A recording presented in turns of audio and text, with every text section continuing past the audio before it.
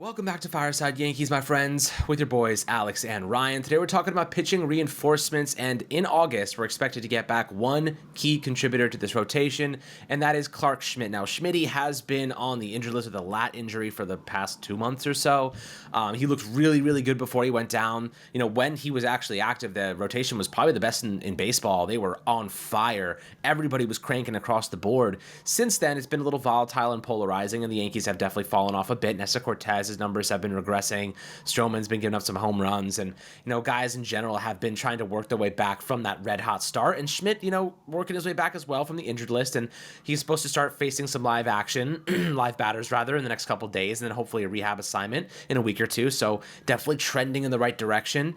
Ryan, talking about Clark Schmidt here, when he comes back, how do you anticipate his role developing? Do you think he starts in the bullpen? Do you think he goes to the rotation, maybe supplements a player that's not performing that well in the rotation at the moment? How do you think the Yankees get Clark Schmidt involved back into the equation here?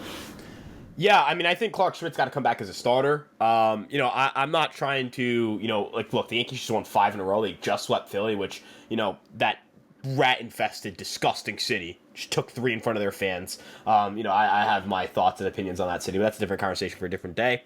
Schmidt, he's got to come back as a starter, in my opinion. Build him up as one. He can be a real weapon for you. He was arguably he's probably your second best starter when he went down. With Heel emerging again, like we kind of his season's kind of gone up, then down, then back up with that new slider. I was actually really impressed with his performance against Philly. I know 3 runs, 5 in third. That's not great, but I feel like some defensive miscues, some not great batted ball luck. That kind of contributed to 3 runs instead of maybe 1 or 2. Schmidt, he does a great job of missing bats, which is important. He gets strikeouts.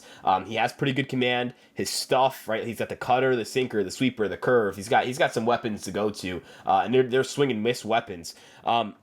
He really started taking off towards the end before he got hurt, where he stopped throwing the sinker as much, and I feel like that was a really important progression for him. He stopped being so fastball reliant, and the results speak for themselves. So in his final 4 starts before hitting the IL, he had a 15.6% sinker usage rate. That is by far the lowest usage rate for his sinker at any point in his career, and he struck out 26.8% of batters faced. He had a 1.09 ERA, and very notably here, Alex, he completed 5 innings in all starts, sure, but he went 6 2/3, 8 innings, 5 innings, 5 innings. So he was averaging close to 6 innings a start in those 4 outings. That's huge because, the number one thing I think Clark Schmidt struggles with is pitching deep into games. It's like he was finally finding it. That start in San Diego, he looked a little rough, but I think you would chalk that up to the guy who was pitching through a lat issue. Like, that's why it was rough. And I think the Yankees avoided a serious disaster here because a lat issue could be bad. Like, we've seen it with Severino. Severino had that lat issue, and last year just never came back the same. If Schmidt can come back and not have to deal with any lingering effects of it, that'll be fun. Worst case scenario, he's a reliever, and this team needs swing and miss relievers anyway. So, Alex, I think he should come back as a starter, but if it has to be as a reliever, I think it's going to be a positive for this team in either way. Yeah, listen, at this point in time, Cashman just said, they backed out of the Jack Flaherty deal because of, I guess the values didn't match up. What really happened is he had a back injury in early July and had 2 injections. That's a scary situation if you're the Yankees, because we went down this path with Frankie Montas and his shoulder issues in the past, and he ended up being useless for us. And Flaherty's a rental. You don't even get the extra year. So, I don't know what the Yankees were willing to give up for him, but seemingly there was a couple of different red flags there that the Yankees obviously thought were detriment to the process and backed out of it, which I think was the right move. But with that being the case, now you see Cashman saying, like, we're expecting our guys coming back from the IL to be our de facto deadline additions, and Schmidt is one of those pieces, whether it's a bullpen piece. He could, listen, Clark Schmidt is good enough that he could be like a really good setup man, a middle inning relief pitcher. He could pitch you 2-3 innings if you need him to.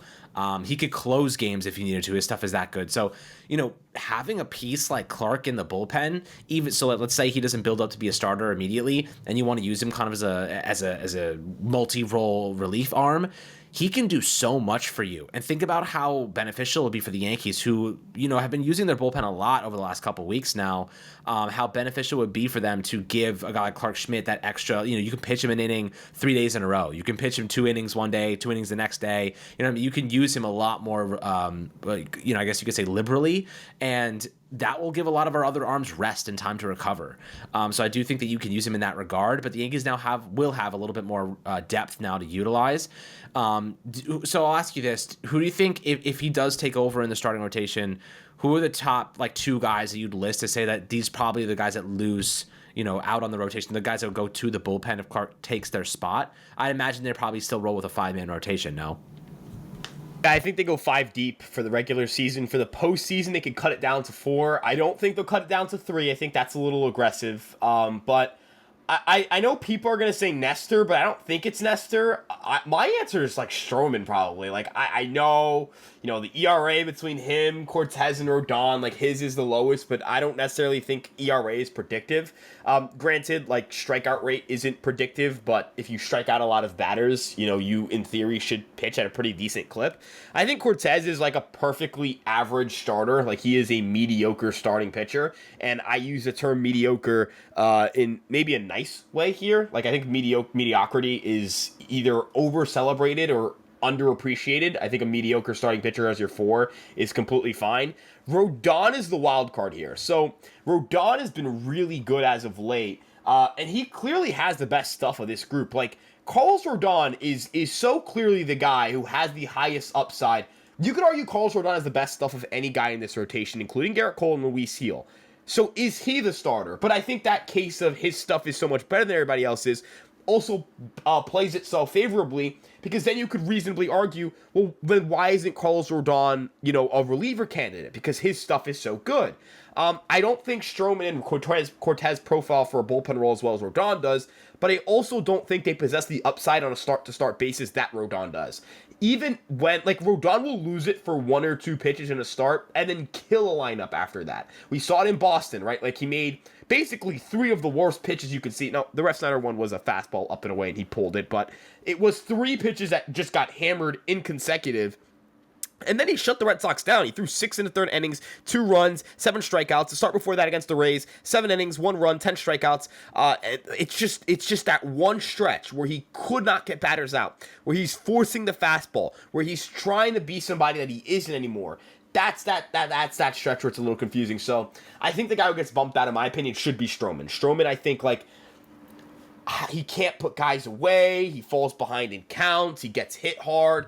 Like, he doesn't do, like, if you look at the 3 outcomes, home runs, walks, and strikeouts, he's well below average in all 3. That's not a good pitcher, right? Cortez is, at least he doesn't walk a lot of guys. He can miss some bats. Rodon he misses a ton of bats, right? I don't like Stroman. It's not good. It's not good in any capacity. I think that's more that's better for a bullpen role. Now you're in a bullpen role. I don't know what his role is on this roster. And again, kind of pessimistic view, but I got to be honest and objective when I'm talking about analyzing these pitchers. Yeah, absolutely. I mean, look, at the end of the day, the Yankees have to kind of put out the guys that are going to help them win, and especially during postseason performance, you need your best 3. Clark Schmidt could develop to be one of those best 3, and Stroman, is a solid arm, but he's inconsistent. He's had some issues this year, and ones that will bite you in the playoffs. But looking at the bullpen, in addition, guys like Ian Hamilton are working their way back. Scott Efros has already been reinstated from the 60-day IL. He's just in AAA, waiting for an opportunity and building his way back up. Ian Hamilton was struggling to start this year, and we expected him to be a key piece to this bullpen, Ryan. Is this a situation, do you think he was injured and just kind of playing through it? Or do you think this is a situation where his pitches just were not landing the same way they were in 2023? Do you think Hamilton can work his way back up to what we saw from him last year? And if he can, that would be a huge benefit to this bullpen, because they need him to be the best version of himself down the stretch. Absolutely agree. And here are the things that are encouraging when it comes to Ian Hamilton. He had a 35.1% chase rate and a 35.1% whiff rate. Last year was a 31.3% chase rate and a 34.4% whiff rate. I think what happened was that he wasn't able to put guys away. And putting guys away, like, that's a command thing. Command is something that can come and go at any point in time. Hamilton kind of hit a rough stretch after, the early parts of the season where he wasn't missing bats. I feel like when he came back, he was better than the ERA suggested. And I know that that's kind of a cop-out, right? When you just say, yeah, he just should be better, right? Like, that's not really, I think, the hard-hitting analysis that people want to hear when it comes to pitching. But I think it's relevant here. He was missing more bats, and I think he just kind of it just didn't click for him when he came back from the IL initially. Like, he struck out 11 batters in 7 innings pitched when he came back from COVID on May 30th, but the ERA wasn't great. He was still walking guys. Like, that, to me, like, I think the stuff is there. It's just a matter of the command. I think the command is something they can tweak to get back to where it needs to be. Hamilton's a key part of this bullpen. I think people forget just how good he was last year, just how nails he was in high leverage last year, and honestly, how nails he has been in high leverage this year. Despite an ugly ERA, he has a +1 win probability added, which means in big situations when the Yankees need him to get outs, he's locked down, right? He is that guy. He has been massive for this team time and time and time again. And I understand that when it comes to the bullpen, like, we are kind of in flux here, but the Yankees, you got to give them credit. Think of how many guys they've picked up off the scrap heap who were projected to not pitch very well or were not pitching well this year, who they turned around. I looked at the numbers, Alex. Luke Weaver, Tim Hill, Michael Tonkin, and Jake Cousins. I don't think, if you listed those 4 guys to me before the season, I would tell you those are 4 bad to below or to average to below average relievers at best. Those guys have combined for a 2.7 ERA across nearly 140 innings for the Yankees. You've got to give them their credit where credit's due. We can talk about what they do on the offensive side of the ball. We can talk about the concerns with the rotation. But end of the day, when this bullpen has their pieces, they're going to rock. Because the key piece with this bullpen that really hasn't clicked, it's Clay Holmes, right? Like, let's be honest. It's the fact that Clay Holmes keeps blowing saves. If he doesn't blow saves, we're not talking about the bullpen being an issue. Was the bullpen an issue against Baltimore when, after Rodon gave up 2 runs and was knocked down the 5th, they gave up 1 run the rest of the way against the Orioles? That wasn't an issue then, so why are we talking about the bullpen as an issue now? Tommy Kahnle's been awesome, basically, since, really that Boston series where he's throwing 92, 91 miles an hour on that fastball and looked like he's cooked. Luke Weaver, he's had his moments where he hasn't looked sharp, but he rocks. Jake Cousins rocks. Michael Tonkin, big outs. He got a huge shave for the Yankees in that Phillies series. Tim Hill, he's come out of nowhere. He's a strong left-handed reliever candidate. They've got Mark Leiter Jr. in the mix. I like his pitch mix. We've talked about that. You have Hamilton hopefully coming back. It really does feel like it's just a matter of, okay, in the 9th inning, am I going to get the save? Because the Yankees hand, to that bullpen's credit, it hands Clay Holmes a lead 9 times out of 10 when the offense does enough. They just haven't been able to lock down the save. So maybe this is a little weird to say, but I'm not concerned about the bullpen. My question is, can Clay Holmes do his job? Because that's the weak spot right now. It's not Kahnle. It's not the middle innings. It's him right now. It absolutely is. And listen, if you get somebody like Clark back, you can use him in multi-situation roles. Ian Hamilton, we know that we've seen at his best, is a really freaking good closer too. This team has options. They just need to be at the peak of their potential. And that's kind of been the trouble, is that they have not reached that potential at the same time this season. Hopefully it all happens and collectively happens as we head into the playoffs. That would be ideal. Of course, that's easier said than done, but we're hoping for those reinforcements to make a significant impact, because Cashman didn't make a ton of different moves. We love Leiter. We love, I'm not going to say love, but we like Eniel De Los Santos. He's a good arm. There's more to be had. He just gives up a stupid amount of home runs. If he can cut down on the home runs, this guy could be really freaking good for the Yankees. But they activated him today. I bet he pitches today. But geez, I was giving you 2-point-something home runs per 9. I mean, it's unsustainable. It's horrible. If you get those numbers down, we're talking about a really solid bullpen arm. And I think that Matt Blake, project number 1 right now, reduce the amount of home runs that Eniel De Los Santos gives up. And if he can fix that, I think we're going to see some quality there. Yeah, I just wanted to add on, when it comes to De Los Santos, I was looking at deadline, right? Like the deadlines the Yankees have had in recent years. 21, obviously Clay Holmes is the guy we all think of, but very quietly they brought in Joely Rodriguez, had a 5.93 ERA. He put up a sub-3 ERA down the stretch. In 22, remember Lou Trevino, when they brought him in, he had like a 1.47 home runs per 9. Granted, that is a lot better than De Los Santos, but he had an ERA, I think, of like 6, and the Yankees brought him in. He was nails for the Yankees. People forget, he had like a 1.66 ERA. He was our 3rd best reliever, 4th best reliever. I trusted him more than Clay Holmes for some stretches. He was that good down the stretch. In 23, Keenan Middleton had basically a league average ERA. It was 3.96, and he came over to the Yankees under 1.88. Even that miserable season, that awful deadline, the Yankees find guys who, for lack of better terms, suck, and then they turned them into a good reliever. Just talk about Weaver. Just talk about Hill. Just talk about Tonkin. I guess the only thing they can't do is get left-handed relievers from the Dodgers to perform well because Caleb Ferguson, Victor Gonzalez. Hashtag see you to Ferguson, by the way. Is that the best trade we made at the deadline, just not having Caleb Ferguson on the team?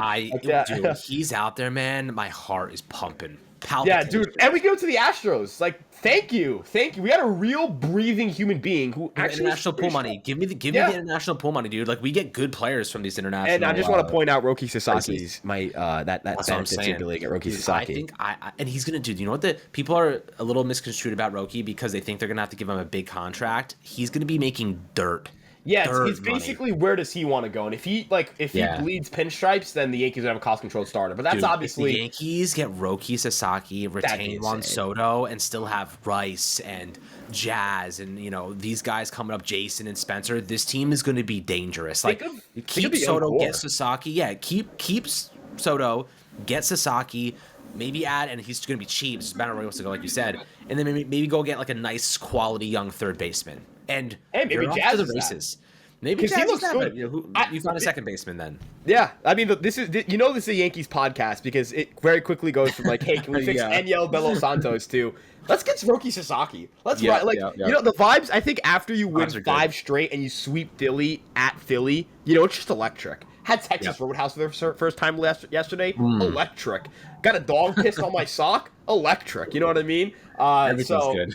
Life is life. You know what? Life is good when the Yankees play well. But we'll see if they for De Los Santos. It is going to be like it's a 2.45 home runs per 9. Like that's not bad. That's hilariously bad. That's unplayable sometimes. Like legit, like that's almost 3 home runs per 9 innings. So like if he comes into a game, you're giving up appearances. Bro, like that's awful. Like and as you mentioned, like it's so bad that you have to wonder, like it just can't be that bad down the stretch. Also, we talk about Hamilton, like worst case scenario, they DFA De Los Santos when Hamilton comes back. Like they can do so many different things with this bullpen. Like I'm not. It's just again. It's Clay Holmes. Like, do you get nervous when Canley comes into a game? I don't get as nervous as I used to. Like, I'm not nervous in the 7th. Better, right? Like, Leiter Jr. was in a jam and he gets out of it. I'm like, okay, I think this guy rocks. It's just the 9th inning. My heart doesn't start going until the 9th. It's Clay Holmes, right? Like, if he can't figure it out, dude, we could have. It doesn't matter if Leiter and Canley and Hamilton, all these guys combined for fucking 5 scoreless innings. If I can't get my closer to nail down a save, it doesn't matter. It really doesn't. Like, it doesn't. It does not. Nope. Yeah, I mean, listen, this bullpen will make or break the Yankees down the stretch. I'm willing to bet on it. So, having these reinforcements come back and make a significant positive impact is essential. And obviously, we'll keep you guys up to date and informed on the new arms and tweaks and changes I might be making. I know you guys love some of the details on occasion, so happy to help you guys on that front as well. But as always, make sure to drop your comments down below in the YouTube comment section, like and subscribe as always, and we'll catch you guys on the next Fireside Yankees episode.